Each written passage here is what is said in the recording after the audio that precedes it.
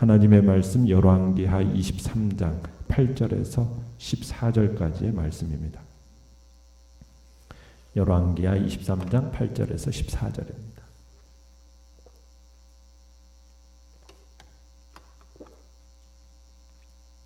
열왕기하 23장 8절에서 14절 우리 한 목소리로 같이 읽겠습니다. 시작. 또 유다 각 성읍에서 모든 제사장을 불러오고 또 제사장이 분향하던 산당을 게바에서부터 브엘세바까지 더럽게 하고 또 성문의 산당들을 헐어버렸으니 이 산당들은 그 성읍의 지도자 여호수아의 대문 어귀 곧 성문 왼쪽에 있었더라. 산당들의 제사장들은 예루살렘 여호와의 제단에 올라가지 못하고 다만 그의 형제 중에서 무교병을 먹을 뿐이었더라. 왕이 또 흰놈의 아들 골짜기의 도벳을 더럽게 하여 어떤 사람도 몰록에게 드리기 위하여 자기의 자녀를 불러 지나가지 못하게 하고 또 유다 여러 왕이 태양을 위하여 드린 말들을 제하여 버렸으니 이 말들은 여호와의 성전으로 들어가는 곳의 근처 넷이 나단멜렉의 집 곁에 있던 것이며 또 태양 수레를 불사르고 유다 여러 왕이 아하스의 다락 지붕에 세운 제단들과 므낫세가 여호와의 성전 두 마당에 세운 제단들을 왕이 다 헐고 거기서 빻아내려서 그것들의 가루를 기드론 시내에 쏟아버리고 또 예루살렘 앞 멸망의 산 오른쪽에 세운 산당들을 왕이 더럽게 하였으니 이는 옛적에 이스라엘 왕 솔로몬이 시돈 사람의 가증한 아스다롯과 모압 사람의 가증한 그모스와 암몬 자손의 가증한 밀공을 위하여 세웠던 것이며 왕이 또 석상들을 깨뜨리며 아세랑 목상들을 찍고 사람의 해골로 그곳에 채웠더라. 아멘. 오늘 말씀의 제목은 온 나라가 거룩해질 때까지라는 제목으로 말씀을 나눕니다. 요시야 왕은 유다 온 백성을 소집해서 율법책을 낭독하고 그리고 언약을 갱신했습니다.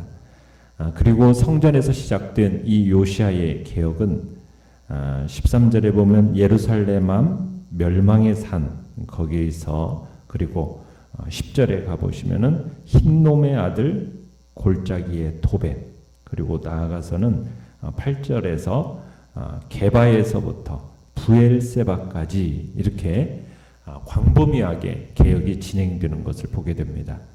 그러니까 오늘 말씀은 이스라엘 전역으로 확장된 요시야의 이 종교 개혁이 얼마나 광범위하고도 철저하게 시행되었는가를 우리에게 잘 보여주고 있다 할 수 있겠습니다.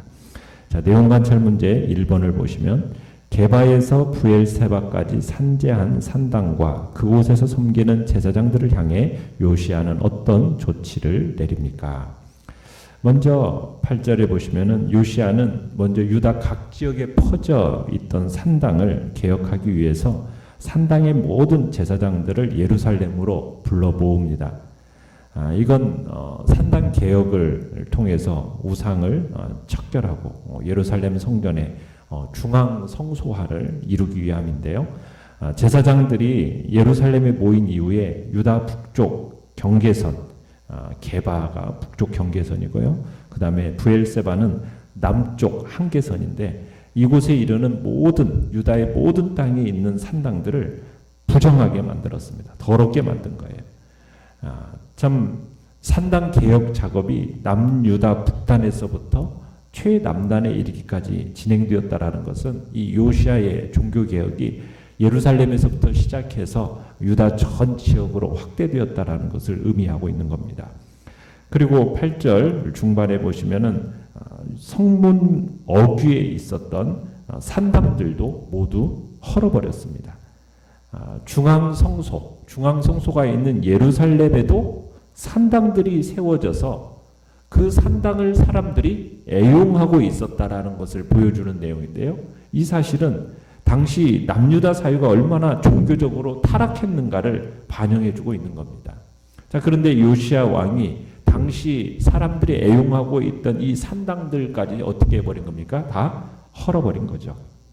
그리고 이제 9절에 가보시면은 산당의 제사장들이 예루살렘 여호와의 단에 올라가는 것을 금지합니다.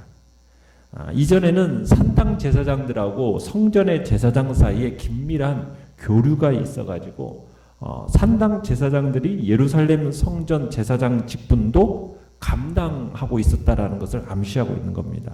그러니까 성전의 제사장들, 산당의 제사장들, 이 구분이 명확하지 않았던 거예요.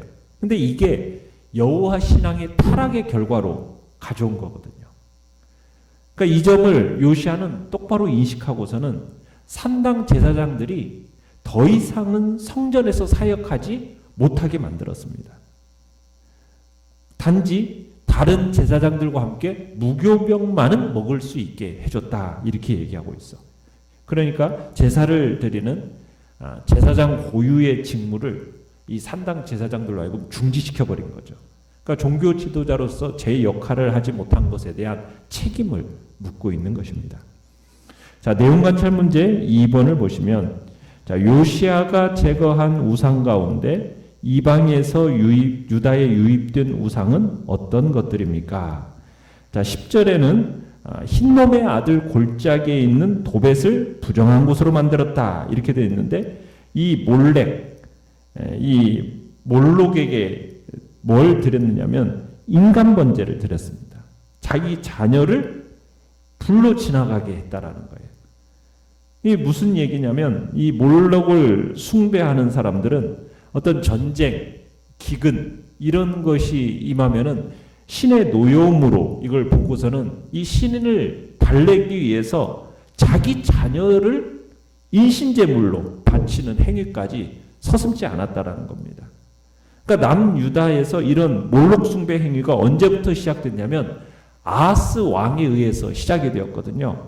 그리고는 므낫세 시대에 와가지고 이 흰놈 골짜기에서 희생 제물을 태우기 위한 거대한 산당이 도벳에 세워지게 된 겁니다. 요시야는 이처럼 유다 온 땅에 퍼져 있는 이 가증스러운 행위와 물건들을 모두 제거해버린 거죠. 11절에 가보시면은 요시야는 선왕들이 태양신을 섬기려고 성전 어귀에 만들어뒀던 말 동상, 이걸 헐어버렸습니다.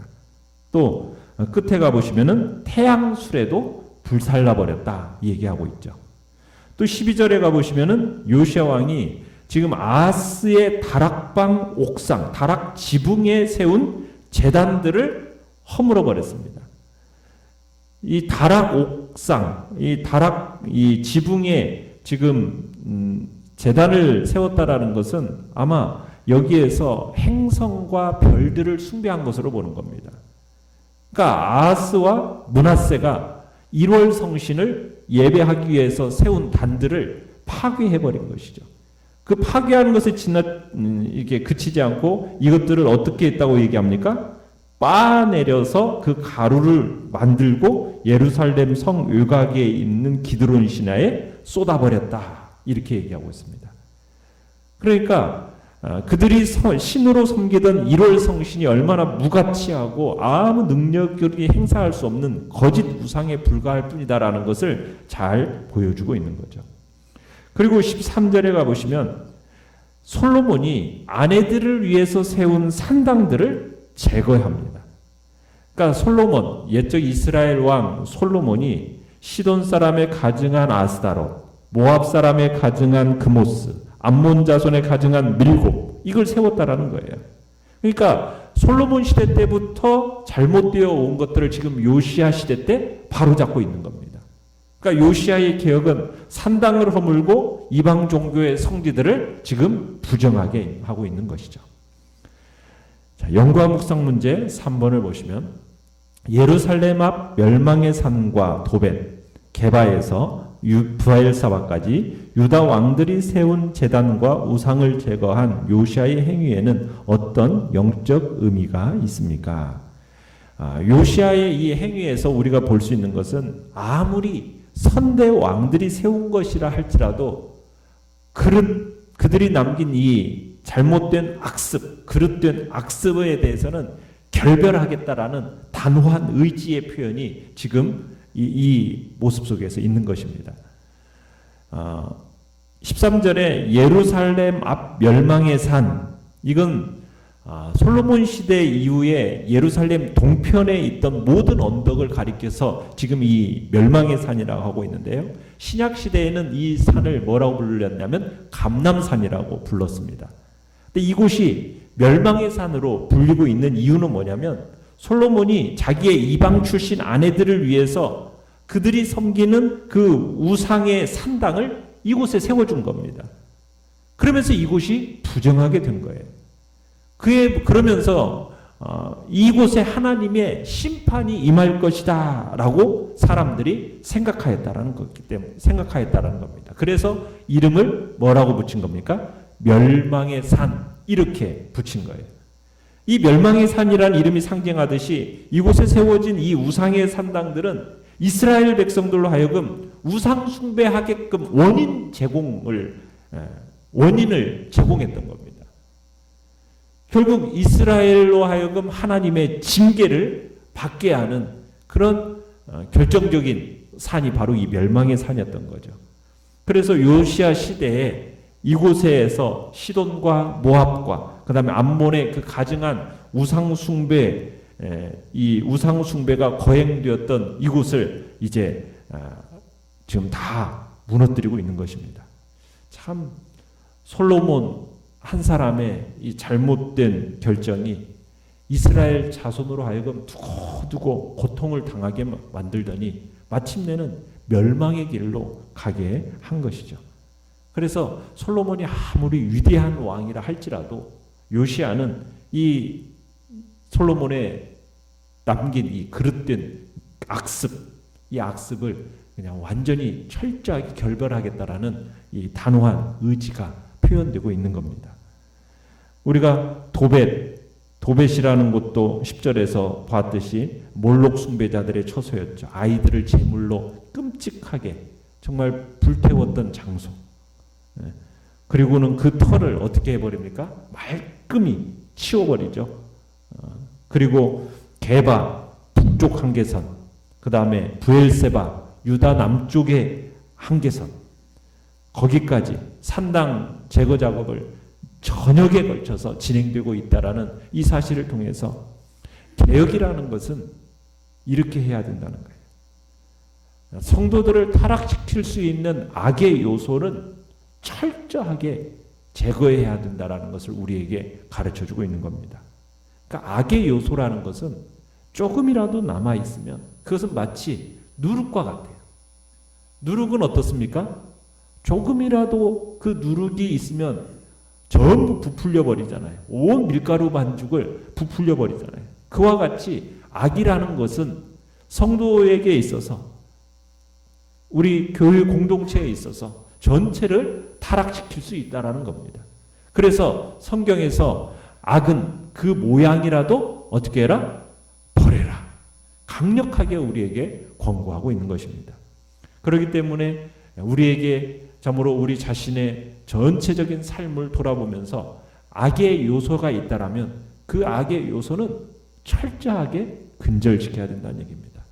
내 주변에 악의 요소가 있다면 그것을 제거하는 일에 담대해야 될 것을 우리에게 가르쳐주고 있는 거죠. 느낀 점 4번을 보시면 조상들이 세운 우상을 미련 없이 정리하며 개혁의 범위를 예루살렘 성전으로 국한시키지 않고 유다 전역으로 넓히는 요시야를 보며 무엇을 느낍니까? 참 요시야의 종교개혁이 광범위하고 철저하게 시행되는 이런 모습을 통해서 요시야가 하나님께 대한 열심이 얼마나 뜨거웠었는가를 우리에게 보여줍니다. 참 그게 느껴지는 거예요. 하나님에 대한 열심. 네. 그러니까는 솔로몬 시대 때부터 전수해온 이교적인 행위, 유물 다 제거하고 이스라엘 역사에서 기록된 모든 우상 숭배를 다 제거하고 있는 겁니다. 특별히 여기 유다의 영적인 부패를 초래한 대표적인 왕 3명의 이름이 언급되고 있죠. 아하스, 므낫세, 그리고 솔로몬. 이 요시야는 이들의 반역이 초래한 결과를 온 땅에서 정말 깨끗하게 씻어내기를 원했고 철저하게 구석구석 하나님의 거룩한 나라가 임하기를 소원하는 마음으로 그렇게 철저한 개혁을 유다 전역에 걸쳐서 참 소원하면서 하고 있는 그 요시아의 마음이 느껴지고 있는 겁니다. 그러니까 요시아는 이 개혁을 통해서 유다 상황을 다윗 시대로 돌리고 싶어하는 그 마음이 우리로 하여금 느껴지도록 하는 거죠. 참으로 하나님을 향한 열심, 그리고 주님만이 온전히 거룩해지고 그 땅과 공동체가 오직 하나님만이 그곳에 정말 온전한 주인으로 나타나기를 소원하는 그 요시아의 마음과 열심이 참 우리 안에도 동일하게 나타나기를 간절히 바랍니다. 결단과 적용 5번 보시면, 나 자신의 죄악을 버리는 것만으로 만족합니까? 사회의 죄악에도 관심을 기울입니까? 믿음의 지경을 넓혀 사회를 정화하기 위해 나는 어떤 시도를 하겠습니까? 주님 앞에서 믿음으로 결단하는 시간 되시길 바랍니다. 자, 오늘의 기도 같이 읽겠습니다. 시작. 선대의 악습을 끊고 사회를 거룩하게 변화시키며 경건의 능력을 보이는 그리스도인 되게 하소서. 아멘. 말씀을 생각하면서 기도하시고요. 연약한 우리의 지체들을 위해서 기도해 주시며 이 코로나19 바이러스가 속히 잠잠해지고 종식되어지고 우리의 일상이 회복되어지고 하나님 앞에 대면하여 예배드리는 하나님의 놀라운 은총을 기대하면서 주여 세 번 부르짖으면서